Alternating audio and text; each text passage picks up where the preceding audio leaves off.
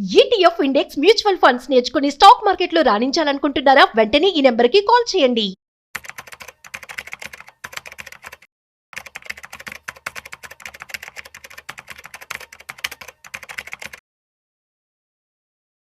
నమస్తే, welcome back to Suman TV. Present మనతో పాటు ఉన్నారు stock market analyst Sundararam Reddy గారు.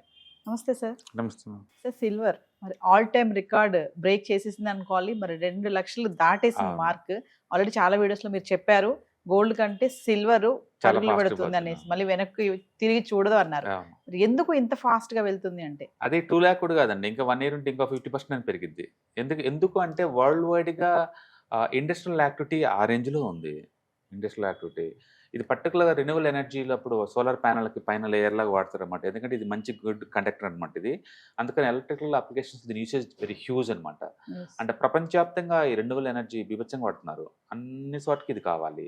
అండ్ రెండోది ఎలక్ట్రికల్ వెహికల్స్, దాంట్లో ఈ యూసేజ్ చాలా ఎక్కువ ఉంటుంది. అది సెమీ కండక్టర్స్ వాటికి వాడతారు. ఇవాళ వరల్డ్ వైడ్గా 5G, artificial intelligence, data centres బీభత్సంగా వస్తున్నాయి. వీటన్నిటిలో కూడా కామన్గా ఎంతో కొంత నీకు సిల్వర్ కావాలి. తర్వాత ఇన్వెస్ట్మెంట్స్కి మొదటి నుంచి చాలా పాపులర్ అది ఇన్వెస్ట్మెంట్ పాయింట్ ఆఫ్లో. ఈవెన్ మెడికల్లో కూడా వాటిని యాంటీ బ్యాక్టీరియల్ కింద వాడతారు అనమాట. లేయర్లా పోతూ ఉంటారు, వాటిని అక్కడ వాడతారు. ఈ కాకుండా ట్రెడిషనల్ పీపుల్ ఇన్వెస్ట్మెంట్ ఎలా చేస్తారు, ఈ మధ్య బ్యాంకర్లు కూడా సిల్వర్ని గోల్డ్లా ట్రీట్ చేస్తున్నారు. ఈవెన్ ఆర్బీఐ కూడా ఇండియాలో equivalent of the gold status ఇచ్చేసారు. చివరికి వీటి కూడా హాల్ మార్క్స్ ఇస్తున్నారు వీటికి.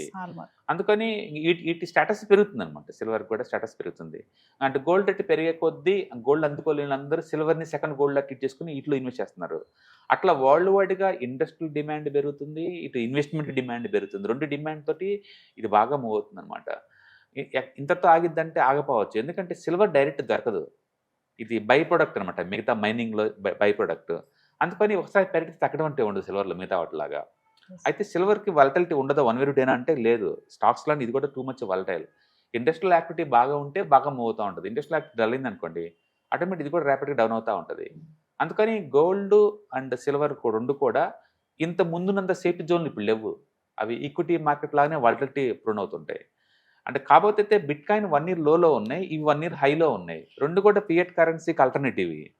ఓకే, అంటే కాబట్టి ఇవి పెరుగుతున్నాయి అంటే మీనింగ్ ఏంటంటే, ఒకటి వరల్డ్ వైడ్గా ఇండస్ట్రియల్ డిమాండ్ బాగున్నట్లు లెక్క.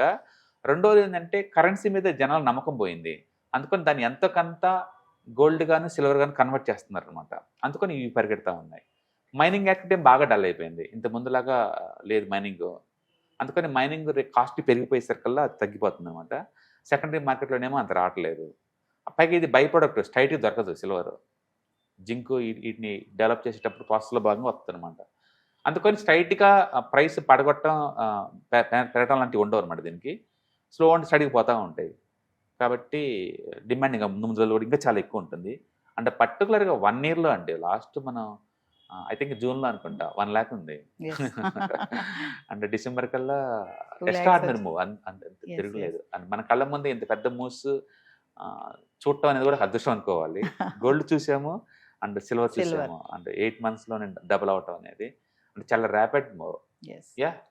ఇండస్ట్రియల్ యాక్టివిటీ చాలా చాలా ఎక్కువ ఉంది. అంటే ముందు ముందు సిల్వర్ జ్యువెలరీ కూడా వచ్చేస్తుంది అంటారు.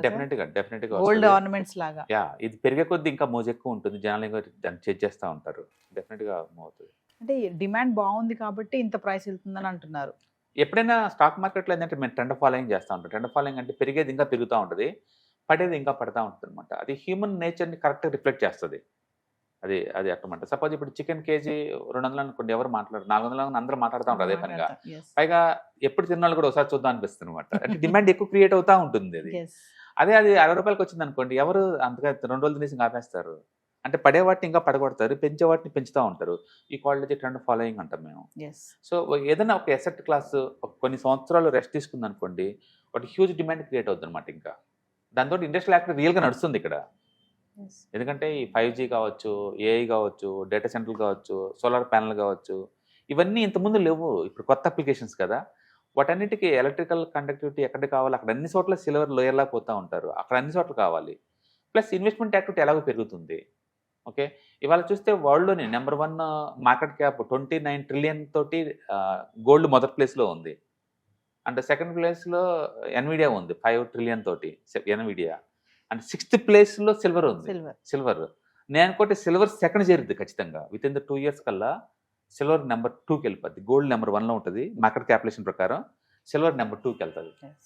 అంటే సిల్వర్ బాండ్స్, సిల్వర్ లోన్స్ ఇవన్నీ కూడా ఇంకా డెఫినెట్గా, ఎందుకంటే ఒరిజినల్ ప్రొడక్ట్ సిల్వర్ కదా, ఇది మూవ్ అయిందంటే అన్ని మూవ్ అవుతుంటాయి, Yes. అన్ని మూవ్ అవుతూ ఉంటాయి. అండ్ ఉదయం సూర్యుడితో పాటు ఇది మూవ్ అవుతుంది, మూవ్ అవుతా ఉంది.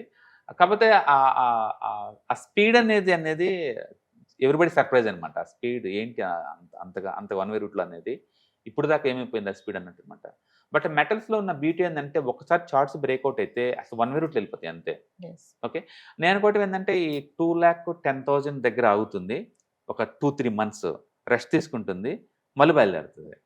అంటే నెక్స్ట్ 6 months రేంజ్ మనం ఒక 2,20,000 నుంచి అండ్ 1,70,000 మధ్య రొటేట్ అవుతూ ఉంటుంది నెక్స్ట్ 6 months. Yes. తర్వాత మళ్ళీ రేంజ్ బ్రేక్అవుట్ అవుద్ది. రేంజ్ బ్రేక్అవుట్ ఏంటంటే నెక్స్ట్ ఇంకా 3 lakh. అంటే గతంలో ఎప్పుడు సిల్వర్ ఇంతవరకు రాలేదేమో కదా ఎప్పుడు ఈ రేంజ్ మనం 30% చూసాం తప్ప 130 చూడలా. sir? Yes. ఫస్ట్ టైం మనం చూస్తున్నాం. అండ్ హిస్టరీ మనం గుర్తుపెట్టుకుంటాం 2025 లైక్ Yes. కోవిడ్ 2020 అన్నాము. Yes, yes. 1 year మనం ఒక 3 months స్ట్రిక్ట్ గా ఇంట్లో కూర్చున్నామంటే నెక్స్ట్ జనరేషన్ నమ్మపోవచ్చు, అలా కూర్చుంటారు మీరు డ్యూటీకి వెళ్ళకుండా. Yes. స్కూల్ 1 year స్కూల్ పిల్లలందరూ ఇంట్లో కూర్చున్నారు అంటే నమ్మపోవచ్చు నెక్స్ట్ జనరేషన్ వాళ్ళు, ఎందుకంటే స్కూల్కి వెళ్ళకుండా 1 year ఎలా క్లోజ్ చేశారు అనేది. ఇది కూడా అంతే, సిల్వర్ 130% చూడటం మనం చూసాము, అండ్ గోల్డ్ 60% పెరగటం 1 year లో మనం చూసాము, బిట్ కాయిన్ 1 year లోలో ఉంటే మనం ఇవన్నీ ఒకేసారి చూసాము. Yes, yes. ఓకే, అట్లా చూస్తాను. ఈవెన్ ఇండియన్ మార్కెట్ కూడా ఇంతగా డీవేట్ అవటం కూడా ఫస్ట్ టైం 20 years లో. అమెరికన్ మార్కెట్ +20లో ఉంటాం, మనలో 0లో ఉంటాం కూడా ఇంత డీవియేషన్ ఎప్పుడు చూడలేదు అనమాట. Yes. అంటే నిఫ్టీకి స్మాల్ క్యాప్ నిఫ్టీ కూడా డీవియేషన్ 22% ఎప్పుడు చూడలే మనం. అంటే చాలా కొత్త విషయాలు చూస్తున్నాం ఇప్పుడు, కొత్త చరిత్రలో ఉన్నాం మనం ఇప్పుడు. Yes. ఈవెన్ మన జపాన్ కనుక చూసుకుంటే జపాన్లో లిటరల్లీ 0 వడ్డీలండి. Mm. ప్రపంచవ్యాప్తంగా జపాన్ దగ్గర 0 వడ్డీ తెచ్చుకొని అమెరికన్ బాండ్స్ కొంటారు. అమెరికన్ బాండ్స్ కొంటే 4% వడ్డీ వస్తుంది ప్రయాణం. జపాన్లో టోటల్లీ ఫ్రీ. అట్లా ఇప్పుడు వరకు దాన్ని ఎన్క్యారీ ట్రేడ్స్ అంటారు అనమాట. ఆ ఎన్క్యారీ ట్రేడ్స్ ఇప్పుడే చేశారు ప్రపంచం అంతా. ఇప్పుడు జపాన్లో వడ్డీ రేట్లు 2%కి వచ్చేసింది జపాన్లో.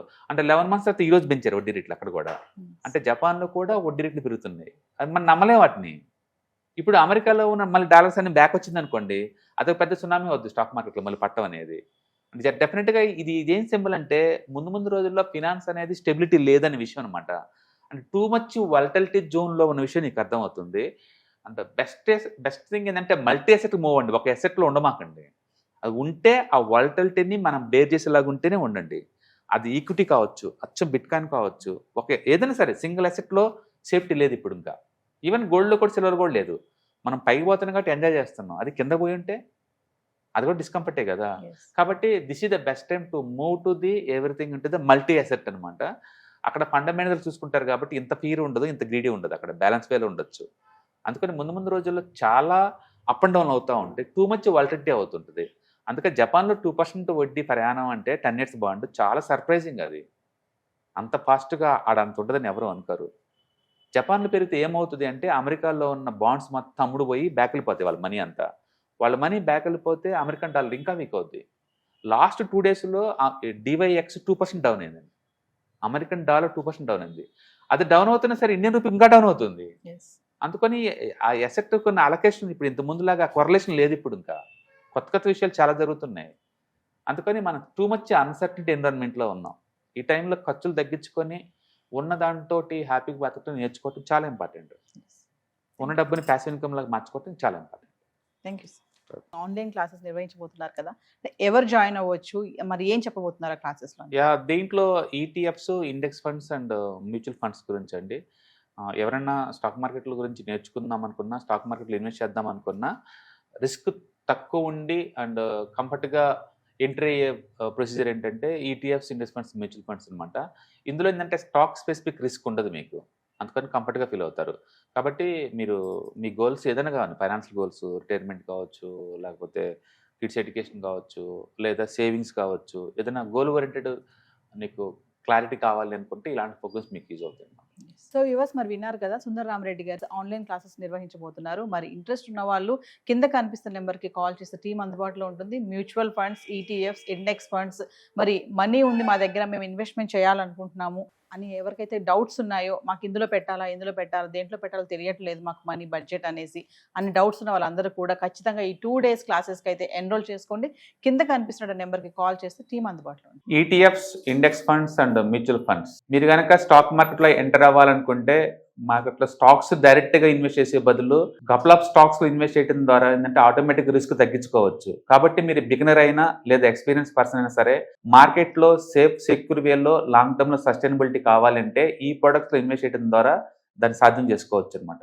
కాబట్టి మీకు ఎవరికైనా సరే ఈ ఈటీఎఫ్స్, ఇండెక్స్ ఫండ్స్, మ్యూచువల్ ఫండ్లో ఇన్డెప్త్ నాలెడ్జ్ కోసం అండ్ గైడెన్స్ కోసం ఈ ట్రైనింగ్ ప్రోగ్రామ్ అటెండ్ అవడం ద్వారా మీరు మనీ మేక్ చేసుకోవచ్చు. కాబట్టి మీకు ఇంట్రెస్ట్ ఉన్న పార్టిసిపెంట్స్ ఈ వీకెండ్లో జరిగే వెబినార్ అటెండ్ అవడం ద్వారా ఇందులో ETFs, index funds, mutual funds అంటే ఏంటి, వాటిని ఎలా మనీ మేక్ చేసుకోవాలి, వాటిని ఎలా మేనేజ్ చేసుకోవాలి, వాటి గురించి కాంప్రహెన్సివ్ ట్రైనింగ్ మీకు ఈ ప్రోగ్రాంలో అందించబడుతుంది. ఈ వీకెండ్లో జరిగే ఈ ప్రోగ్రామ్కి ఎన్రోల్ చేసుకోండి. Thank you.